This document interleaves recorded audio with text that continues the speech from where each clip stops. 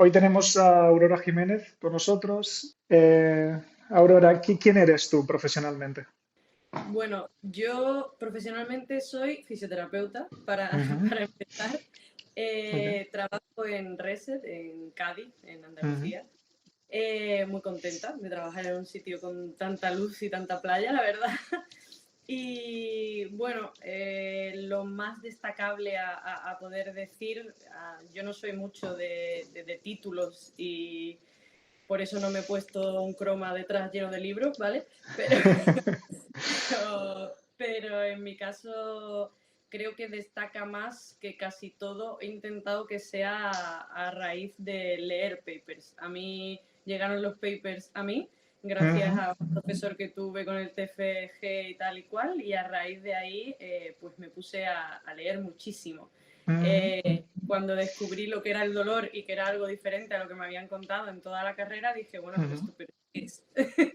ok, ¿Qué estaba yo pensando que era y qué es? Y sobre todo, todo fue porque ya no profesionalmente, sino personalmente, yo sufría dolor de ambas rodillas, sufría dolor crónico desde los 11 años ujú, hasta, bueno, diría la actualidad, pero tampoco, porque la realidad es que hemos mejorado mucho. Gracias a Dios, alguno de los profesores nombró a Arturo Goicoechea en ese ujú, momento. ujú, Yo pude indagar en esto, vi un seminario, el Colegio de Fisioterapeutas de Andalucía, súper agradecida porque dan un montón de cosas gratuitas. ujú, Y en este caso fue un seminario de Maite Goicoechea y a partir de ahí, digamos que en cuarto ya pude encaminarme y lo siguiente fue pues aprender a nivel de movimiento con una empresa, Fidias en este caso, que me enseñó toda esa parte también, o sea que también súper agradecida.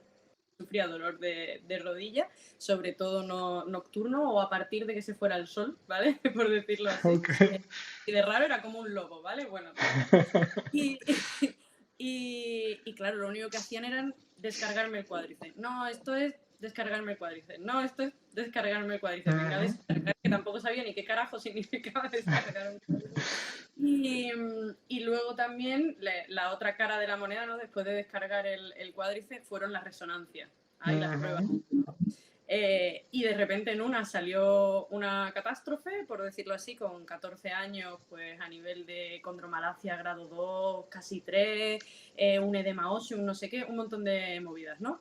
Y a mí me seguía doliendo exactamente igual, porque me dijeron que eso no era, que yo estaba fuerte, venga, seguíamos, ¿no? Y con los 16, pues me hicieron otra vez otra, y en esa, en cambio, no salía nada. O salía una condromalacia, pero mucho más leve, y todo lo demás se había disipado y evaporado. Claro, yo no lo entendía porque a mí me habían explicado las cosas, pues vamos a meter aquí un concepto, no me habían explicado las cosas estáticas, como que la ujú, salud era algo estático y la patología era algo estático en el sentido de que esto es lo que te toca y esto es así para siempre, ¿vale? ujú, No era nada dinámico, que podía curarse, que podía adaptarse, digamos que esa parte como que se perdía, ¿no? ujú, Entonces encontré en esa narrativa nueva del dolor pues una respuesta diferente a lo que solía estar acostumbrada y dije, coño, pues si todo lo anterior no me ha servido para nada, esta nueva narrativa quizás sí ujú, me ayude a entender qué me pasa y descubrí pues esas respuestas a cosas que antes no las tenían, ¿no?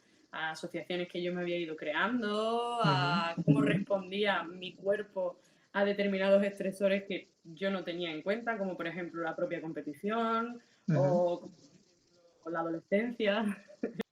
Sobre todo me llamaron la atención cómo me habían impuesto que el tejido o la estructura era lo principal ujú, en el dolor, cómo tenía la potestad absoluta de lo que me estaba pasando y en ujú, cambio a lo mejor sufría dolor sin tener nada. O lo que me habían dicho que tenía de repente era diferente.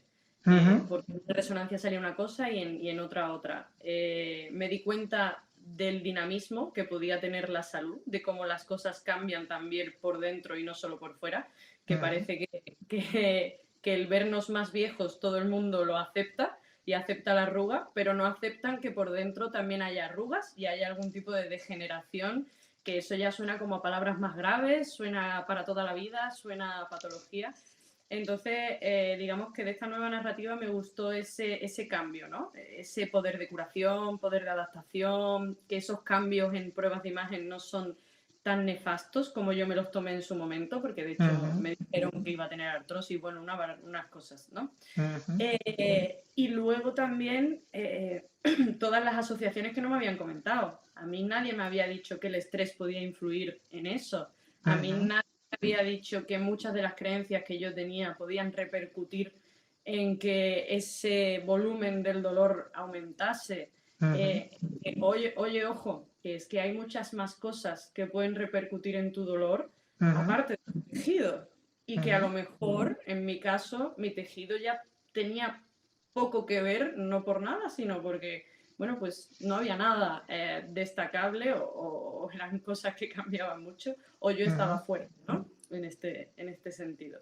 Creo que una de las cosas en las que yo me baso, sobre todo cuando doy cursos, divulgo, doy clase, lo que sea, ¿vale? Es tener mucho cuidado con la información que se da porque a mí personalmente creo que me hizo mucho daño. Me hizo ujú, mucho daño que me hablasen de operación, me hizo mucho daño que me hablasen de que eso era para siempre, de que iba a ir a peor, de que me iba a encontrar con artrosis severa a los 40 años, etcétera, etcétera. Creo que todo eso, a lo que se le podría denominar nocebo, que es la contraparte del placebo, repercutió mucho en que mi dolor aumentase, en que yo, ujú, sobre todo, y lo más importante, me sintiese más frágil, más vulnerable, me sintiese que mis rodillas eran algo que estaba mal, que yo no fuese ujú, capaz de ver que mis rodillas estaban bien. Entonces, el dar una narrativa diferente a todo eso, hombre, evidentemente ayuda muchísimo, una narrativa mucho más benévola y mucho más cierta, realmente. Digamos que en mi caso, profesionalmente hablando, cuando lo describo, para mí el dolor sería, como lo describe también Mosley en algunos casos, una balanza entre amenaza y seguridad de parte del organismo. Siempre que ujú, cae la balanza del lado de la amenaza, tu cuerpo intentará protegerte. Entonces, seguramente se generará dolor para protegerte. Eh, entonces, todo, no solo el daño en el tejido, sino todo lo que caiga o lo que te ayude a sentirte más frágil, más vulnerable, eh, peor contigo misma en grandes rasgos, pues ayudará a que generes ese dolor. Por lo tanto, como parte personal, entiendo la dureza y lo malo que es vivirlo y lo difícil que es sacar una narrativa positiva, porque es absurdo, es muy complicado, pero como parte profesional, saber lo que hay detrás y saber esa parte ayuda mucho a calmar ese pozo sin fondo del que a veces, bueno, pues cuesta salir, lógicamente. Empecé con Goicoechea, seguí con Mosley y Butler, que son los, a mi gusto, más cómodos de leer, porque lo tienen más divulgativo para el público también en general, con lo cual ayuda mucho a transmitirlo. Y luego cuando ya me metí en camisa de 11 varas, por decirlo así, pues Apkarian me gusta mucho. Tiene varios de entre 2011 y 2016 que son bastante buenos sobre dolor a nivel cerebral y tal. Sabrina Konix y Peter Stigwell también me gustan mucho, que de hecho tienen 2 o 3 conjuntos y hablan muy bonito de la parte más fenomenológica del dolor, cosa ujú. que a mí como paciente, por decirlo así, me gusta mucho y me transmitió mucho. Y bueno, tampoco quiero nombrar a muchos más porque leo un tramo bastante amplio, entonces depende de dónde me halle, pues te puedo decir más o menos. También me gustan mucho a nivel de sistemas dinámicos complejos, saliéndonos un poquito del dolor y metiéndonos en el movimiento, Carlota Torrens y Natalia Balaguer.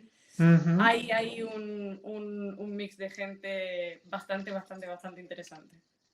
Tanto profesionales cercanos como que al final son personas a las que sigo por Instagram y que de hecho ujú, descubrí un poco también gracias a, pues tengo amigos como son Javi Guerra, como son Mar Flores, como son Álvaro Pinteño, de ese ámbito digamos que son muchas las personas que Raquel Tarrazo, que me encantan, que me han ayudado, que también las conocí y que siguen, ¿no?, ayudándote a crecer ahí, Enrique Velasco, muchos.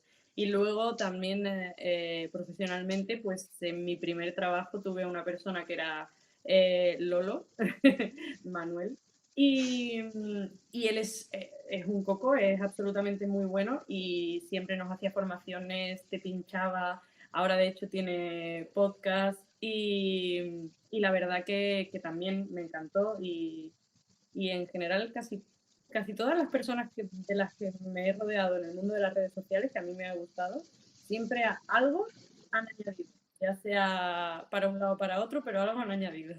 Tengo formación propia, tengo cursos online que doy yo y luego en algunos másters o lo que más o menos vaya saliendo.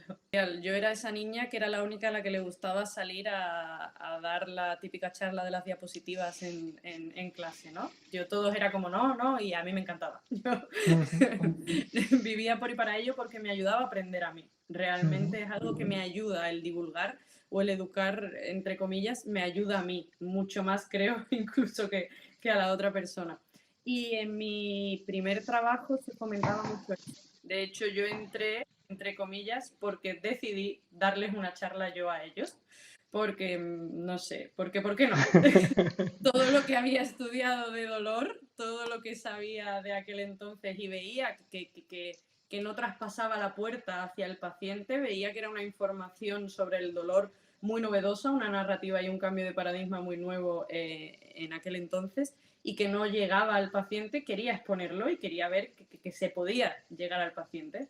Entonces, a partir de ahí, este sitio me abrió las puertas para poder ser yo formadora y era algo que me encantaba. Entonces seguí haciéndolo y vi que había muchas personas de Latinoamérica en este caso, por el hecho de compartir idioma, que, claro, no podían acceder a esa información. Entonces vi que con el COVID se abrió una puerta, ¿no?, con la pandemia, a todo lo online y decidí que ahí quería estar yo también y que a quien le gustase, estupendo. De hecho, creo que los precios de mis cursos en comparación con cualquier otro son bastante baratos porque lo que quiero es que llegue esa información. Al final, cuanto más gente tenga información sobre qué es el dolor crónico y cómo trabajarlo, pues a lo mejor muchas menos personas sufren lo que yo sufrí. O sea que en mi caso abrir puertas a eso y que cuanta más gente sepa de esa información, pues mejor.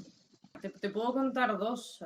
Una a nivel más profesional, que desde hace relativamente poco tiempo me gusta mucho leer sobre la teoría bayesiana o el cerebro predictivo y cómo funcionamos a ese nivel, a nivel de la conciencia. Creo que está muy guay y cambia mucho la forma de pensar en muchísimas cosas que te das cuenta que narras de manera automática y no tienen ningún sentido si te paras a pensarlo desde este punto de vista. Y es algo que me gustó mucho y aquí, bueno, pues doy el libro de La creación del yo, de Anil Seth, que la verdad que me gustó mucho. Y luego a partir de ahí salieron Lisa Feldman Barrett, también con 7 lecciones y media sobre el cerebro, que ese es muy cortito, es muy cómodo y también sobre ello y la verdad que me encanta ese mundo y ese nuevo paradigma. Y luego a nivel personal, una de las cosas que más cambió, bueno, yo ahora con mi nueva pareja es psicóloga y a entender mi manera de ser con el mundo a través de a lo mejor sufrir más ansiedad o cosas así, pues me ha ayudado muchísimo comprender cómo estaba funcionando yo con el mundo y por qué ciertos tipos de respuestas automáticas, cómo mejorarlo y por ende mi calidad de vida crecer mucho más a raíz de esto. Sí. En Instagram, AJR y Fisio, pero en inglés, o sea, PHYS y latina O, AJR Fisio.